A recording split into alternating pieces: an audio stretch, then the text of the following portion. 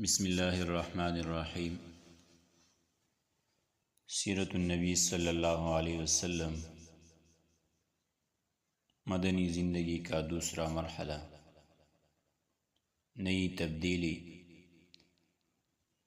صلح حدیبیہ در حقیقت اسلام اور مسلمانوں کی زندگی میں ایک نئی تبدیلی کا آغاز تھا، چونکہ اسلام کی عداوت و دشمنی میں قریش سب سے زیادہ مضبوط، ہٹ درم اور لڑکا قوم کے حیثیت رکھتے تھے۔ اس لیے جب وہ جنگ کے میدان میں پسپا ہو کر امن و سلامتی کی طرف آ گئی تو احزاب کے تین بازو قریش، غطفان اور یہود میں سے سب سے مضبوط بازو ٹوٹ گیا، اور چونکہ قریش ہی پورے جزیرۃ العرب میں بت پرستی کے نمائندے اور سربراہ تھے، اس لیے میدانی جنگ سے ان کے ہٹتے ہی بت پرستوں کے جذبات سرد پڑ گئے اور ان کی دشمنانہ روش میں بڑی حد تک تبدیلی آ گئی۔ چنانچہ ہم دیکھتے ہیں کہ اس صلح کے بعد غطفان کی طرف سے بھی کسی بڑی تگدود اور شر کا مظاہرہ نہیں ہوا،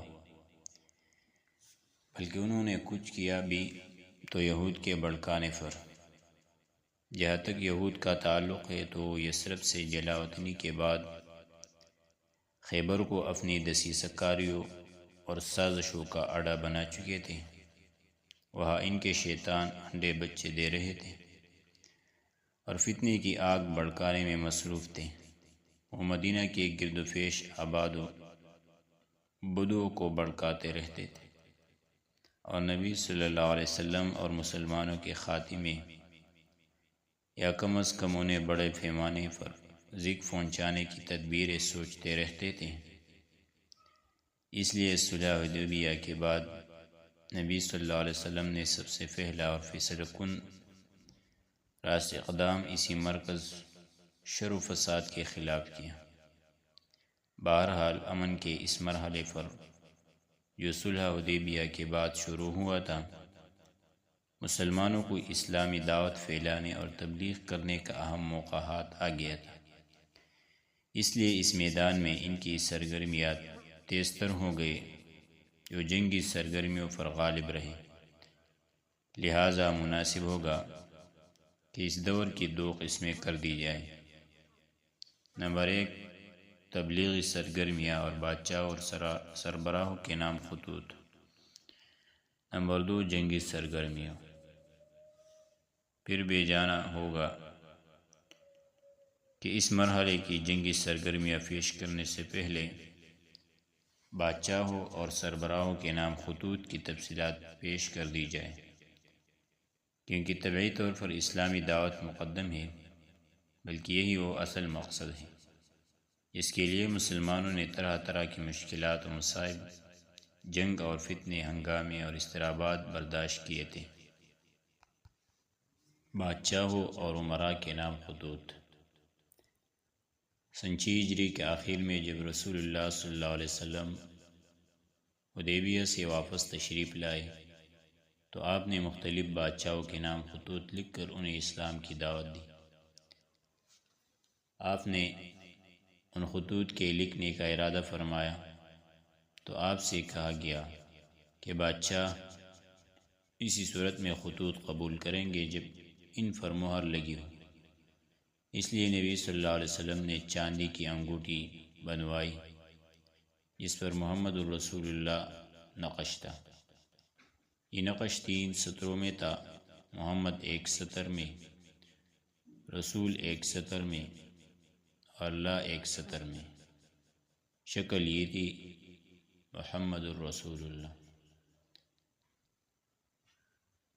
پھر آپ نے معلومات رکھنے والے تجربہ کار صحابہ کرام کو بطور قاصد منتخب فرمایا اور انہیں بادشاہوں کے پاس خطوط دے کر روانہ فرمایا۔ علامہ منصور پوری نے وثوق کے ساتھ بیان کیا ہے کہ آپ نے یہ قاصد اپنی خیبر روانگی سے چند دن پہلے 1 محرم سن ہجری کو روانہ فرمائے۔ اگلی سطور میں وہ خطوط اور ان پر مرتب ہونے والے کچھ اثرات پیش کیے جا رہے ہیں۔ نمبر 1، نجاشی شاہی حبش کے نام خط۔ اس نجاشی کا نام اصحمہ بن ابحر تھا۔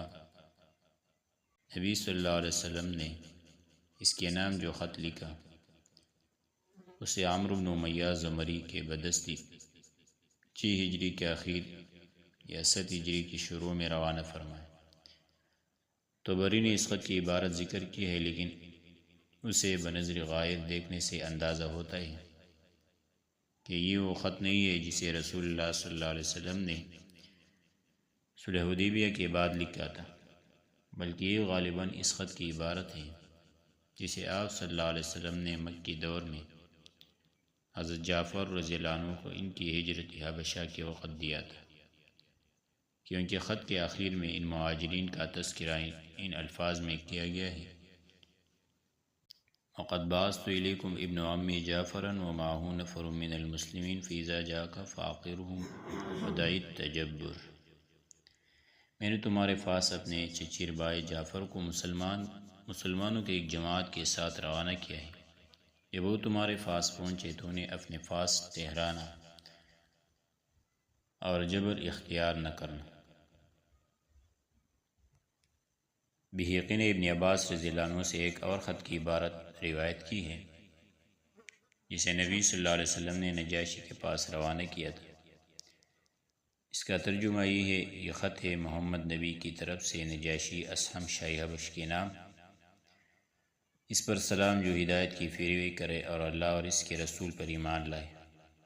میں شہادت دیتا ہوں کہ اللہ وحدہ لا شریک لہ کے سوا کوئی لائق عبادت نہیں، اس نے نہ کوئی بیوی اختیار کی نہ لڑکا، اور میں اس کی بھی شہادت دیتا ہوں کہ محمد اس کا بندہ اور رسول ہے، اور میں تمہیں اسلام کی دعوت دیتا ہوں کیونکہ میں اس کا رسول ہوں، لہٰذا اسلام لاؤ سلامت رہو گے۔ اے اہل کتاب، ایک ایسی بات کی طرف آؤ جو ہمارے اور تمہارے درمیان برابر ہے کہ ہم اللہ کے سوا کسی اور کی عبادت نہ کریں، اس کے ساتھ کسی کو شریک نہ ٹھہرائے، اور ہم میں سے بعض کو اللہ کے بجائے رب نہ بنائے۔ پس اگر وہ منہ موڑے تو کہہ دو کہ گوارا ہو ہم مسلمان ہیں۔ اگر تم نے یہ دعوت قبول نہ کی تو تم پر اپنی قوم کے نسوارا کیا گناہ ہے۔ ڈاکٹر حمید اللہ صاحب نے ایک خط کی عبارت درج فرمائی جو ماضی قریب میں دستیاب ہوا ہے، اور صرف ایک لفظ کے اختلاف کے ساتھ یہ خط علامہ ابن قیم کی کتاب زاد المعاد میں بھی موجود ہے۔ ڈاکٹر صاحب موصوف نے اس خط کی عبارت کی تحقیق میں بڑی عرقریزی سے کام لیا ہے۔ دور جدید کے اکتشافات سے بہت کچھ استفادہ کیا ہے، اور اس خط کا فوٹو کتاب کے اندر ثبت فرمایا ہے۔ اس خط کا ترجمہ یہ ہے: بسم اللہ الرحمن الرحیم، محمد رسول اللہ کی جانب سے نجاشی عظیم حبشہ کے نام۔ اس شخص پر سلام جو ہدایت کی پیروی کرے، اما بعد میں تمہاری طرف اللہ کی حمد کرتا ہوں، جس کے سوا کوئی معبود نہیں، جو قدوس اور سلام ہے، امن دینے والا، محافظ و نگران ہے۔ اور میں شہادت دیتا ہوں کہ عیسیٰ ابن مریم اللہ کی روح اور اس کا کلمہ ہے۔ اللہ نے انہیں پاکیزہ اور پاکدامن مریم قبول کی طرف ڈال دیا، اور اس کی روح اور پھونک سے مریم عیسیٰ کے لیے حاملہ ہوئی، جیسے اللہ نے آدم کو اپنے ہاتھ سے پیدا کیا۔ میں اللہ وحدہ لا شریک لہ کی جانب اور اس کی اطاعت پر ایک دوسرے کی مدد کی جانب دعوت دیتا ہوں، اور اس بات کی طرف بلاتا ہوں کہ تم میری پیروی کرو، اور جو کچھ میرے پاس آیا ہے اس پر ایمان لاؤ، کیونکہ میں اللہ کا رسول ہوں، اور میں تمہیں اور تمہارے لشکر کو اللہ عز و جل کی طرف بلاتا ہوں، اور میں نے تبلیغ و نصیحت کر دی، لہٰذا میری نصیحت قبول کروں، اور اس شخص پر سلام جو ہدایت کی پیروی کرے۔ ڈاکٹر حمید اللہ صاحب نے بڑے یقینی انداز میں کہا ہے کہ یہی وہ خط ہے جسے رسول اللہ صلی اللہ علیہ وسلم نے حدیبیہ کے بعد نجاشی کے پاس روانہ فرمایا۔ جہاں تک اس خط کی استنادی حیثیت کا تعلق ہے تو دلائل پر نظر ڈالنے کے بعد اس کی صحت میں کوئی شبہ نہیں ہے، لیکن اس بات کی کوئی دلیل نہیں کہ نبی صلی اللہ علیہ وسلم نے حدیبیہ کے بعد یہ خط روانہ فرمایا تھا، بلکہ بحقی نے جو خط ابن عباس رضی اللہ عنہ کی روایت سے نقل کیا ہے اس کا انداز ان خطوط سے زیادہ ملتا جلتا ہے جنہیں نبی صلی اللہ علیہ وسلم نے حدیبیہ کے بعد عیسائی بادشاہ اور امراء کے پاس روانہ فرمایا تھا، کیونکہ جس طرح آپ نے ان خطوط میں آیت کریمہ یا اہل کتاب تعالیٰ الی کلمۃ سواء درج فرمائی تھی، اس طرح بحقی کی روایت کردہ خط میں بھی یہ آیت درج ہے۔ علاوہ ازیں اس خط میں صراحتاً اسحامہ کا نام بھی موجود ہے، جبکہ ڈاکٹر حمید اللہ صاحب کی نقل کردہ خط میں کسی کا نام نہیں ہے۔ اس لیے میرا گمان غالب یہ ہے کہ ڈاکٹر صاحب کا نقل کردہ خط در حقیقت وہ خط ہے جسے رسول اللہ صلی اللہ علیہ وسلم نے اسامہ کی وفات کے بعد اس کی جانشین کے نام لکھا تھا، اور غالباً یہی سبب ہے کہ اس میں کوئی نام درج نہیں۔ اس ترتیب کے میرے پاس کوئی دلیل نہیں ہے، بلکہ اس کی بنیاد صرف وہ اندرونی شہادت ہے جو ان خطوط کی عبارت سے حاصل ہوتی ہے۔ البتہ ڈاکٹر حمید اللہ صاحب پر تعجب ہے کہ موصوف نے ادھر ابن عباس رضی اللہ عنہ کی روایت سے بحقی کے نقل کردہ خط کو پورے یقین کے ساتھ نبی صلی اللہ علیہ وسلم کا وہ خط قرار دیا ہے جو آپ نے اسامہ کی وفات کے بعد اس کے جانشین کے نام لکھا تھا، حالانکہ اس خط میں صراحت کے ساتھ اسامہ کا نام موجود ہے۔ والعلم عند اللہ۔ بہرحال جب عمرو بن امیہ زمری رضی اللہ عنہ نے نبی صلی اللہ علیہ وسلم کا خط نجاشی کے حوالے کیا تو نجاشی نے اسے لے کر آنکھ پر رکھا اور تخت سے زمین پر اتر آیا اور حضرت جعفر بن ابی طالب کی یاد پر اسلام قبول کیا، اور نبی صلی اللہ علیہ وسلم کی طرف اس بارے میں خط لکھا جو یہ ہے: بسم اللہ الرحمن الرحیم، محمد رسول اللہ کی خدمت میں نجاشی اسامہ کی طرف سے۔ اے اللہ کے نبی، آپ پر اللہ کی طرف سے سلام اور اس کی رحمت اور برکت ہو۔ اللہ جس کے سوا کوئی لائق عبادت نہیں، اما بعد۔ اے اللہ کے رسول، مجھے آپ کا گرامی نامہ ملا جس میں آپ نے عیسیٰ کا معاملہ ذکر کیا ہے۔ خدائے اسماء و زمین کی قسم، آپ نے جو کچھ ذکر فرمائے حضرت عیسیٰ علیہ السلام اس سے ایک تنکا بڑھ کر نہ تھے، وہ ویسے ہی ہے جیسے آپ نے ذکر فرمایا ہے۔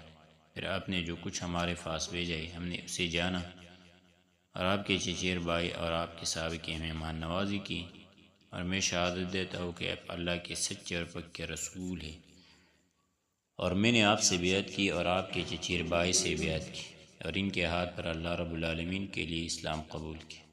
نبی صلی اللہ علیہ وسلم نے نجاشی سے یہ بھی طلب کیا تھا کہ وہ حضرت جعفر اور دوسرے مہاجرین حبشہ کو روانہ کر دے، چنانچہ اس نے حضرت عمرو بن امیہ زمری کے ساتھ 2 کشتیوں میں ان کی روانگی کا انتظام کر دیا۔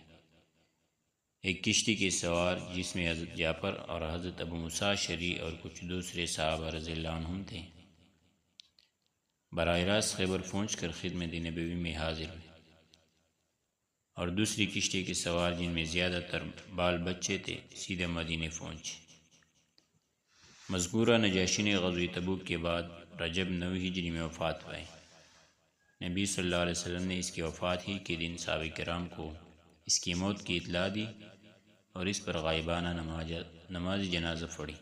اس کی وفات کے بعد دوسرا بادشاہ اس کا جانشین ہو کر سریر آرائے سلطنت ہوا، تو نبی صلی اللہ علیہ وسلم نے اس کے پاس بھی ایک خط روانہ فرمایا، لیکن یہ نہ معلوم ہو سکا کہ اس نے اسلام قبول کیا یا نہیں۔